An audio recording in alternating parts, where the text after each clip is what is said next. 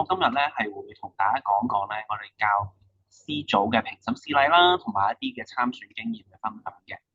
咁首先我想同大家講下咧，即係參加呢個比賽嘅你咧，應該都會符合以下創意教師嘅特質嘅。第一樣嘢啦，有好奇心好強啦嚇，咁你係一定係好樂於咧係探索唔同形式嘅教學方法啦，好希望咧學生係學得開心啦。第二咧，你係可以咧敢於突破咧傳統嘅框架。你願意咧唔再墨守成規，你願意係挑戰舊有嘅教學方法。第三咧，你都好重視反思呢個部分，而反思完之後就唔係就咁算，而係你會願意修正你嘅教學咧，係去持續提升你自己嘅教學能力。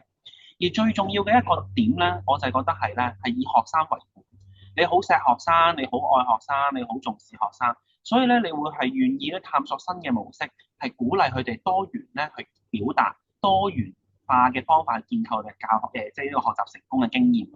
咁另外咧，創意教學咧冇可能自己單打獨鬥啦，一定咧係咧要擁有一個團隊精神啦，你要樂於分享啦，同埋同人合作，咁你先至能夠咧係腦震盪啦嚇點子咧換來更多嘅點子咧，一個點子即係拋諸應用。咁咧我咧就想同大家分享咧一次參選嘅經驗啦。咁咧就係同咧我一個好好嘅同事啦，就係咧阿陳群老師咧就去咧做咗一個創意折紙學詩歌嘅一個遊戲。咁其實咧，我先講咗啊，創意教學要團隊。其實咧，本身咧呢個咧摺紙嘅一個創意教學咧，其實係阿曹群老師咧，佢本身自己咧喺佢班高中嗰度咧，就做咗個《岳陽樓記》嘅教學嘅一個嘅即係嘗試嚇，就要求啲學生小朋友啦，係就住《岳陽樓記》咧入邊嘅一啲嘅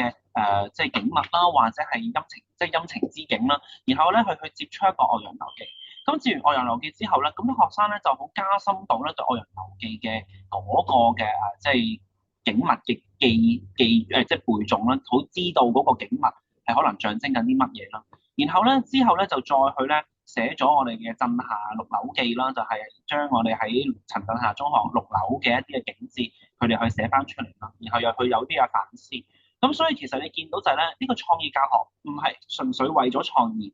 而係希望能夠讓學生可以咧牢牢咁記住咧呢個陰晴之境入邊嘅景物呈現，咁咧係取得成果。咁於是咧，我受到玉群老師嘅啟發啦，咁我又同玉群老師咧就喺初中咧開展咗咧呢一個嘅即係創意學詩歌嘅一個環節。咁咧就係咧去學咗一首咧即係送別友人嘅一首詩歌啦。咁你見到咧，我咧就要學生咧係接翻咧嗰首詩歌嘅一啲嘅內容出嚟啦嚇，即係煙花三月下揚州啦嚇嗰個嘅內容啦。咁然後咧，你見到啲同學好認真啦，好開心啦，咁去接嗰啲嘅即係嗰啲嘅平台樓閣啦。咁你可以望到咧呢個作品亦都係見到咧即係嗰個嘅友人，即係作者啦就去送別個友人啦。然後你見到咧，其實佢下面咧係有條線咧，可以將隻船一路拉遠、拉遠、拉遠啦，即係去到做營造嗰個孤帆遠影碧空盡唯見長江天際流嗰個嘅即係意象啦。咁你見到咧，學生咧都係有去百花齊放嘅一個嘅即係狀況啦。而呢一個咧，亦都係好認真嘅一個作品啦。大家可以望到佢個唔單止係有一個樓閣啦，亦都有有山有水啦，有雲啦，有雀仔啦。咁就係可以好象徵式地咧，係就講到呢一個嘅即係送萬號言之廣陵咧呢首嘅詩歌嘅一啲嘅特別嘅一啲嘅景象。咁你就見到啦，唔同組別咧，其實咧係真係有唔同嘅一啲嘅呈現嘅。咁咧最後咧，同事咧一齊咧都獲得咧呢個優秀教學設計嘅一等獎啦。咁咧同埋學校都獲得咧呢個創意教學團隊獎咁樣樣嘅。咁我想講嘅一樣嘢就係咧創意教學咧，即係除咗係有個人嘅創意特質之外，亦都有團隊合作啦，亦都要有咧即係一個嘅好好嘅鋪排啦，同埋咧同事咧係一齊咧係去願意咧係去即係協作咁樣樣。咁咧，大家都會可能好關心就係咁你嘅經驗可以話到俾我聽，我評選嘅時候可以點咧？咁我就會想同大家講下咧，教師組評審嘅核心觀點。咁呢一個咧就係純粹係我自己嘅一孔之見啦嚇，未必代表咧協會嘅。咁但係我自己覺得就係我準備呢一個參選評選嘅時候，我自己會去點諗點準備咧？咁首先咧，我會諗到就係評審會有3個問題問。第一，我想解決嘅教學難點或者痛點係啲乜嘢咧？即係我哋唔係為咗創意教學而創意教學，而係我哋為咗去解決教學嘅難點，然後係運用創意教學嘅一啲嘅策略啦，或者係方法啦，係去咧處理呢個問題。咁當然啦，創意唔係天馬行空完之後落唔到地。我哋點樣能夠確保我哋嘅創意設計係有效、合理同埋可行呢？而最重要嘅係，頭先劍南都有同大家講到就係、我哋有啲嘅附件要證明我哋嘅學生係咪學得好。所以其實就係我哋有冇能夠收集到一啲嘅數據，係顯示到咧學生係有佢嘅改變咧咁樣樣。咁咧創意教學咧就唔係話玩花神嘢，而係有目的嘅創新。咩叫創意啊？就係新穎啦，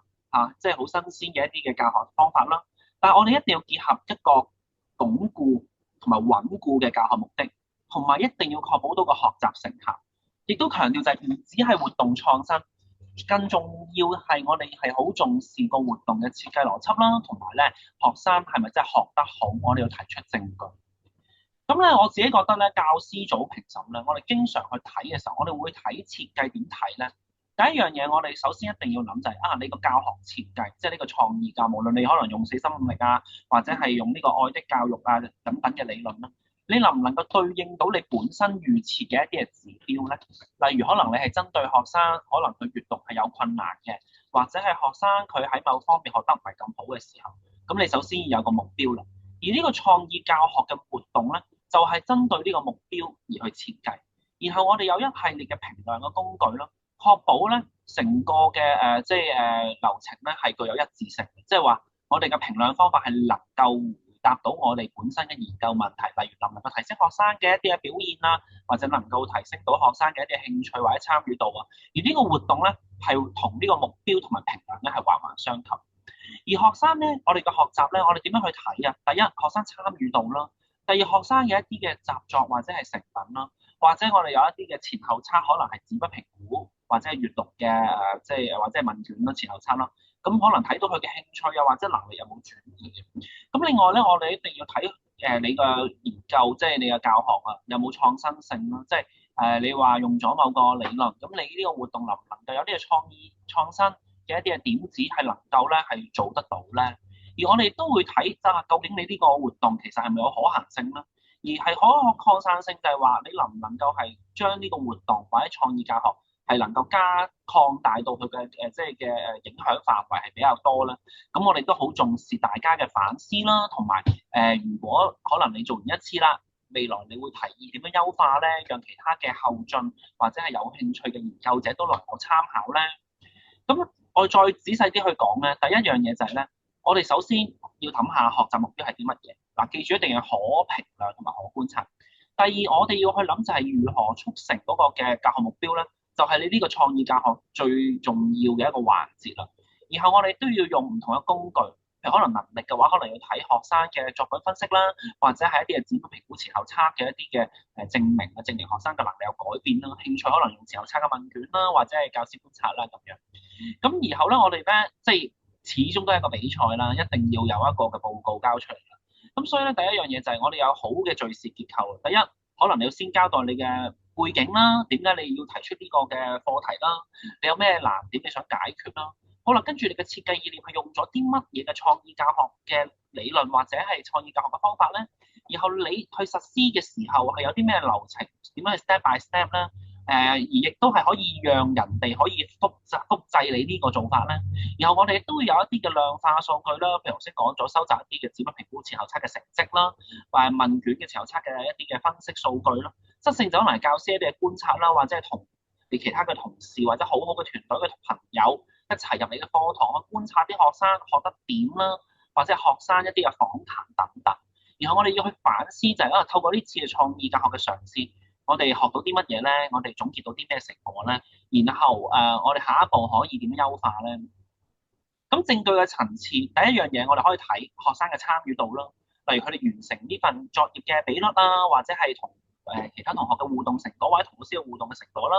第二係學習嘅成績啦，或者佢作品嘅分析啦，又轉移啦，學生能唔能夠遷移咧？即係從你呢個課題學到嘅能力，能唔能夠遷移到去其他嘅方面咧？然後個影響就係話如果你呢班成功實施，其他班會唔會效法？其他班會唔會擴散一齊使用，令到所有人都可以學得更加好咧？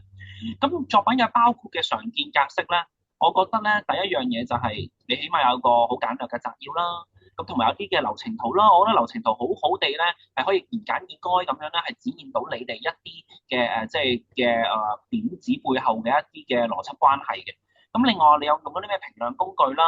記住啦，頭先建良都提咗，我哋做一個教學嘗試嘅一個研究，我哋一定要重視學術倫理啦。我哋一定咧記住去識別化，即係唔好讓我其他嘅公眾人士或者評審係辨識到係邊個學生啦嚇。咁同埋有冇啲教師嘅反思？你實施完之後有冇其他嘅一啲嘅記錄係能夠佐證咧？咁樣。咁我自己認為咧，評審最怕見到三件事嘅。第一就係得個口號，就咩咧？我哋喺呢個報告入邊見唔到詳細嘅教學嘅細節，亦都見唔到教學成效嘅論證啊。又或者只有啲活動，好多活動搞咗一大輪啦，但呢啲活動點樣去對應個學習目標咧？或者個評量係咪真係可以評量到佢哋嘅學習過程係咪學到嗰個本身你要教嘅一樣嘢咧？而亦都係好驚嘅就係有成果，但係咧冇辦法係可以透過你嘅嗰個嘅論述係得知道點解會得到呢個成果，甚至乎呢個成果係不可驗證。咁所以咧，我哋參選咧準備嘅時候，我先聽咗咁多啦。我哋要點樣去準備咧？第一，我哋要先訂立題目啦。可能首先其實係我哋發現問題先啦，然後再訂立題目啦，再確立目標同埋指標啦。因為我哋要知道我哋學生做唔做到咧，我哋有個指標，然後先開始咧去制定你嘅教學。好啦，跟住可能你花2至3週嘅時間或者4週嘅時間去實施你嘅教學咯，收集一啲嘅證據咯。然後咧第5週嘅時候咧，可能係開始整理同埋分析你嘅數據。然後再揀選咧，可能係上中下嘅學生嘅一啲嘅作品去呈現你嘅教學研究成果。然後最後咧係完成到你嘅作品報告啦、排版啦，係咪可能俾其他嘅好友即係可能你嘅教學嘅一啲嘅好好嘅戰友啦，係去試讀你個報告，睇佢睇唔睇得明。咁咧，我記得咧，即係一個好重要嘅一個議題就係咧，我哋唔好太貪心，我哋唔好太貪心話咧要教好多嘢。我建議大家用一個單元或者一個策略或者係一節或者可能係甚至乎係一節一個嘅課題一個課題為一個核心，然後咧你就去思考究竟我想解決啲乜嘢東西。咁教案呈現嘅要點，記住一樣嘢就係喺個課節入邊啦，我哋要希望見到大家就係有個教學目標啦，你嘅教學活動點樣設計啦，學生點樣去產出佢哋嘅學習成果啦，你點樣評量呢個學習成果咯。老師要做啲乜嘢？老師喺呢個創意教學嘅角色係啲乜嘢？學生喺呢一個創意教學入邊，佢有啲咩擔負嘅角色？咁我哋都希望咧見到大家啲優秀嘅材料啦、優秀嘅課業設計啦，係能夠咧讓我哋都可以咧係話俾其他嘅人士聽，可以作一個良好嘅事例參考，推動咧教育界嘅創意教學嘅發展。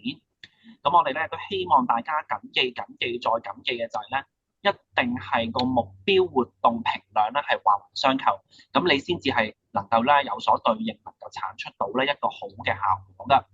咁最後啦，提咗幾個會提呢個嘅參選攻略啦。第一樣嘢，我哋咧要將創意當成活動秀啊。咩叫創意當成活動秀啊？我哋唔係淨係得照片同埋見到個課堂好熱鬧，好多人參與，而係我哋一定要記住，我哋個教學目標要喺個教案入邊呈現到。我哋點樣去評量學生學到啲乜嘢，學唔到啲乜嘢？究竟個教學成效有冇好咗？咁所以你可以參考呢個句子，例如可能咧呢個活動嘅目的就係旨在提升啲乜嘢嘅能力，係呢個咪個目標咯。透過啲乜嘢去評量啲乜嘢，然後結果顯示到學生學到啲乜嘢咧，可以善用呢一個4部曲咧，然後咧係去咧話俾人知，去呈現你嗰個教學研究成果。咁咧另外咧證據不足或者冇可比性啦。例如咧我哋見到就係學生好滿意啊，係嘛？好滿意呢個教學，咁滿意啫，係咪代表佢學到咧？係嘛？未必㗎喎。咁所以我哋可唔可以係透過啲嘅前後測指標評估，或者係一啲多元評量嘅前後測，見到學生係真係學得到嘅？而我哋記住一定要話俾人哋聽，論證佢究竟學唔學到。其實我自己比較覺得就係前後對照咧係比較好啲嘅，得唔得嚇？咁另外啦，常見嘅3題問題啦，你點樣去證明學生係咪真的學得到咧？咁首先你要設計一個指標，話俾我哋聽學生乜嘢叫學得到啦。咁然後咧就俾學生一啲嘅作品或者係一啲嘅數據去分析咧，學生係咪真係學得到？然後我哋都希望咧呢個嘅教學創意咧，唔係淨係得你自己做完，就你淨得你自己做到。我哋希望係換一個老師，用翻你嘅流程，用翻你嘅方法，去一樣係可以達到相同嘅效果，或者近似嘅效果嘅。而我哋都要記住就係咧，你要提出最大嘅困難嚇。我哋呢個比賽咧，唔係話純粹係希望，即係呢個嘅評選啦，唔係純粹就係話係一個嘅叫做話俾人聽你嘅一個最大困難。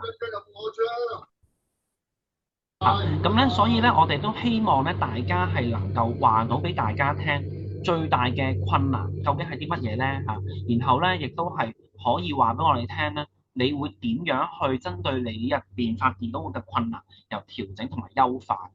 咁總結嚟講咧，我哋希望透過呢個比賽或者叫評選啦，我哋希望話俾人大家知，創意係可以教、可以證明、可以擴散、可以持續嘅。而創意教學唔係一個目的咁簡單，而佢係一種態度。希望所有嘅老師都能夠咧 keep 住佢自己嘅教學嘅熱情，繼續咧係去教學創新。記住今次嘅評選唔係你嘅終點站，而係你去發掘教學新知識、鞏固教學新知識、開啟教學新旅程嘅一個起點。希望鼓勵大家參與呢一次嘅評審，讓教育嘅力量咧能夠變得更強。希望咧喺到時嘅評審大聯串入邊咧，係見到各位老師同埋同學參與我哋今次嘅活動。咁我個分享就到此為止啦，好多謝大家。